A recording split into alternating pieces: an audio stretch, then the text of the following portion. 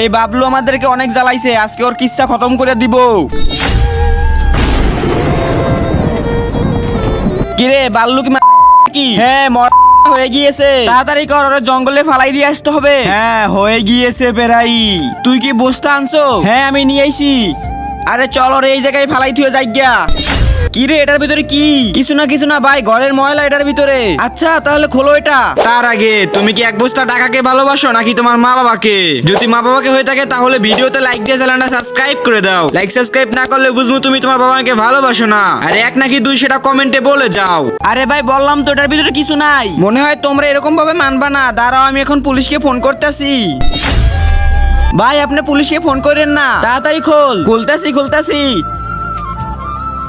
ভাইয়া এক দিলো। আরে এগুলো কি হইতেছে? আমরা প্রতিদিন পলান্তিস খেলি, আর আজকে আমি এই জায়গায় পলাই গেছিলাম, আর ভুল করে তারা আমাকে নিয়ে আইছে।